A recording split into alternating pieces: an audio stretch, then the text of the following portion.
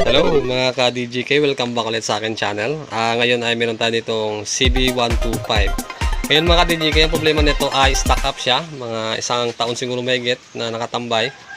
Ngayon ang gusto ng may-ari, papandarin natin para magamit niya. Okay? Pero bago ang lahat mga ka-DJK, huwag niyo sanang kalimutan, pindutin ang ating notification bell para lagi kayong updated sa aking panibagong mga vlog.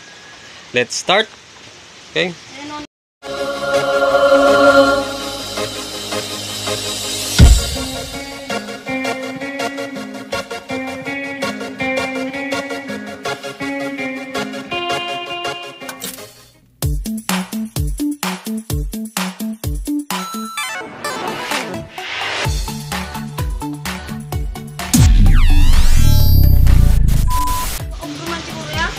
Ayan si boss, yung may-ari ng motor. Boss, shout out!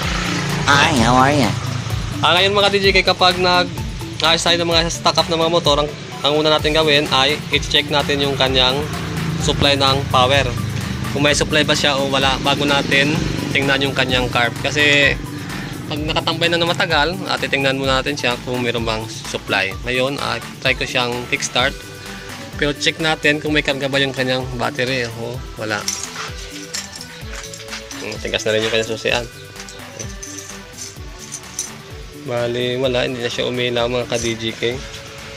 Ngayon, try ko lang siyang kickstart. Check natin kung may supply ba ang kuryente. Tanggalin ko muna dito. Ayan. Tapos, i-kickstart ko siya. Check natin kung may lumalabas. Ayan.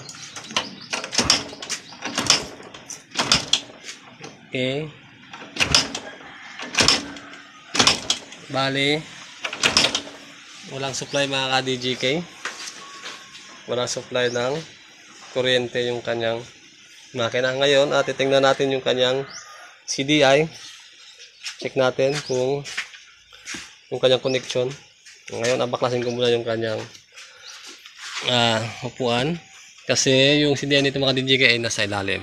Okay, tanggalin ko muna para ma-check natin yung kanyang CDI. Kasi walang supply ng power yung kanyang motor. Siyempre, matagal ba namang nakatambay ito. Ayun, natatanggalin muna namin. Okay? Balikan ko yung mga DJK. A few moments later. Ayan mga DJK, natanggal na namin yung kanyang upuan saka yung kanyang tangke. Mga DJK, yung CB125 pala mga DJK ay battery operated. Kaya dapat lagyan natin siya ng battery. Check natin yung kanyang battery kung okay ba yung battery niya, kung may karga ba, para madali natin troubleshoot kung ano ba yung sira niya, may putol ba ng mga wire. Bali, ito yung kanyang CDI, napansin namin. Ang kinit-kit na ng daga. Ayan o. Kinaya ng daga yung kanyang wire, baka naputol. Kaya kailangan natin ng test light mga ka-DJK. Ngayon, ang kailangan natin gawin, ang test light, tulang test light, ilagay lang natin sa negative ng ating battery. Tapos check natin yung battery kung mayroong karga. Yan mga DJK, meron. Ibig sabihin, okay yung kanyang battery, mayroong karga. Ngayon, sa neutral niya, bali hindi siya gumagana mga ka-DJK. Dapat ito ilaw ito ba? Wala na yan, hindi nagagana ng neutral niya. Hindi na siya gumagana pala. Ngayon, test light natin yung kanyang supply. Dito. Ayan. Ayan. Bali ganyan. Ito, naputol na to. Ito yung kanyang positive mga ka-DJK, yung kulay pula. Check natin. Bali gagawin ko, tanggalin ko muna yung kanyang CDI. Check natin. Mga ka-DJK, natanggal ko na yung kanyang CDI. Bali yung positive ng ating CDI is yung kulay red. Yan, ito yung kanyang original na wire. Yan, kulay red mga ka-DJK. Bali naputol na, dinugtungan na lang. Ito yung kanyang supply. Dapat to may supply siya mga ka-DJK. Dapat siya iilaw. Check natin. Ayan mga DJK, ibig sabihin good yung kanyang supply galing sa kanyang battery. Ayan. Galing din to ng ignition mga DJK. Tapos yung kanyang ground, i-check natin. Ang gagawin lang natin mga DJK ay ipagpalit lang natin yung dulo ng ating test light dun sa positive. Ilagay natin sa positive. Ayan. Tapos yung ground niya is yung kulay green. Ayan. Dapat yan ilaw mga DJK yung kanyang kulay green. Check natin. Ayan mga DJK, ibig sabihin good yung kanyang kulay green na wire. Tapos yung kanyang ayan, ignition, yan ang papunta ignition coil. Itong kulay, bali na putol-putol na kasi yung kanyang kulay. Ayan, bali kaganyan, positive, ground. Yung kulay, ayan, black na may guhit na yellow-green mga ka-DJ, kaya yung kanyang papuntang ignition coil.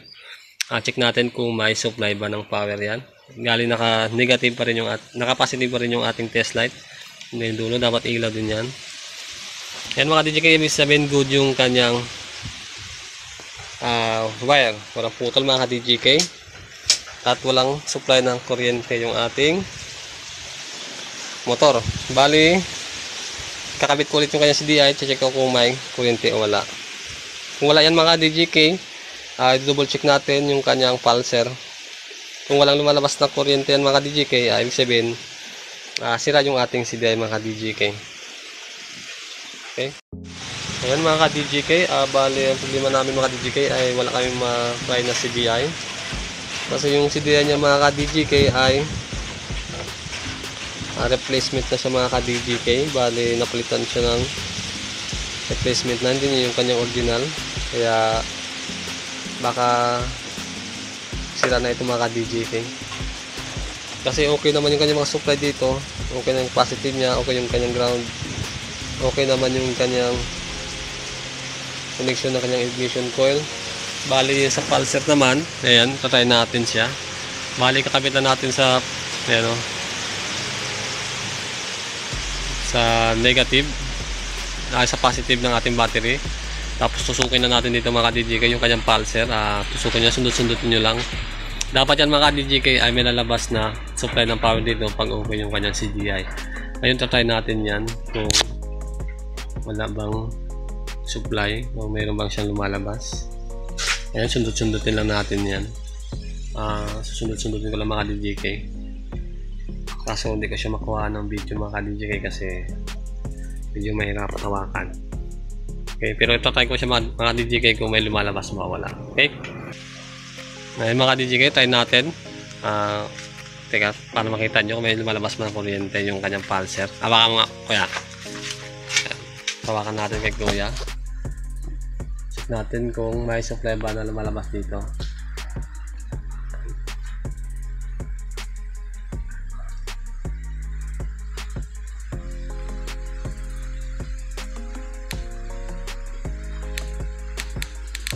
Yun. Yun, malabo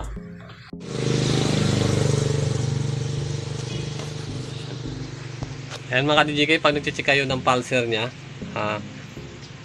dapat yung dulo ng ating tester ilagay natin sa positive ng ating battery. Tapos sundutin niyo yung pulser niya, dapat yan ay gagana yung kanyang supply dito. Okay? Ayan. Ayan mga DJK, napansin nyo, okay yung kanyang pulser. Ibig sabihin, good yung kanyang pulser. Pero kapag trinay natin, kinik-start natin siya, walang lumalabas ng kuryente mga DJK, ibig sabihin may problema yung ating CDI. Dapat yan ay may gagana siya kasi good yung kanyang pulser. Bali ganun mag-test light ng ating pulser kung okay ba yung pulser niya o hindi. Okay, i-start natin, check natin kung may lumalabas pa na supply. Ayan, ayun. Ayun mga ka-DJK, meron baka problema lang yung mga ka-DJK dito sa kanyang Spark plug. attention na yung wire kasi baka maluwag na siya ayan, pumapaltos yung kanyang one. Ayusin natin to. Meanwhile, Ayun mga DJK, tinanggal ko muna to kasi medyo pumapalso dito yung kanyang andar. Kapalitan na natin ng medyo magandang wire kasi kanina walang supply ng power at palyado yung kanyang walang lumalabas. Bali gawin natin, check natin yung kanyang mga socket. Check din natin mga DJK kapag na-stack up din kasi yung mga motor. Dapat ay check din natin yung mga socket niya kasi na-stack niya ng mga dumi. Kaya minsan yung supply ng power niya ay hindi siya tuloy-tuloy. Okay? Bale ito, yan. I-recta ko muna. Try natin kung lalabas yung kanyang kuryente mga DJK. Ayan. Kanina mga DJK yun, tineslide natin yung kanyang pulser. Okay naman siya, sumusupply naman siya. Meron siya lumalabas na kuryente. Ayun, ito-try ko siya mga DJK. Ano? Tapos click na start natin siya kung may kuryente bang lalabas.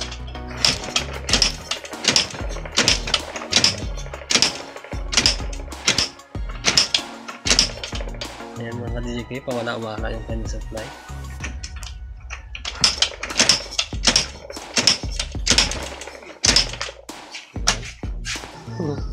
Hindi ko lang ito ginamit na, no? Ayan mga DJK, tanggal ko muna yung kanyang tensioning wire kasi yung dulo nito, yan, puro kalawang na, baka napudpud na yung wire niya. Kaya yung supply ng kuryente hindi masyadong lumalabas. Balik, ikat natin yan para talagyan natin ng bago. Okay? Ayan mga DJK, bale nangyari, pawala-wala yung kanya supply ng kuryente niya o power niya. Bale, try ko palitan ng CDI na 4-pin.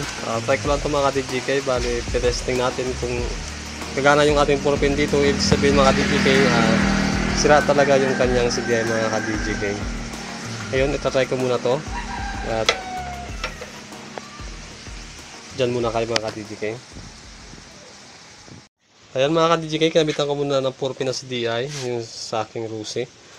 Bale, mga ka-DJK, kapag nagka-convert kayo ng 4-pin, meron pa tayong dyan gagawin para maganda yung kanya jar. Kasi pag kinonvert natin yan sa 4-pin mga ka-DJK, palyado yung kanya jar, papugak-pugak. Kung napanood nyo yung pag-vlog ko ng CB125 kung paano mag-convert ng 4-pin, yan, panoorin nyo mga ka-DJK. Bale, dito mga ka-DJK, ang ginawa ko lang ay yan. Wag yun na yung kanyang kulay kasi ng kanyang wire. Depende sa nabili natin mga wire. Basta dito mga DJK sa baba, ayan, ito yung kulay green, ayan, ito yung papuntang positive natin, ayan, kulay red yan sa ating motor na CB. Tapos yung kulay dilaw mga DJK, ito yung kanyang papuntang ignition coil. Tapos ito naman yung kanyang pulser, ayan, yung kulay blue na may guhit na puti. Tapos yung kanyang ground naman mga DJK is yung kulay green mga DJK. May vlog ako niyan mga DJK, panoorin nyo na lang. Bali, dito kasi tutubulsot na natin kung ano ba ang sira niya. Bali, try ko siya mga DJK kung may lalabas ba na supply ng power. Kasi yung kanina, yung kanyang CDI ay walang lumalabas na power. Bali, ngayon yan. I-kickstart natin. Yan. Tapos check natin kung may lalabas na pwede. Bali, naka-on na yan mga ka-DJK. Tapos kickstart natin. Angat-angat mo kaya. Ayan. Ayan mga DJK. At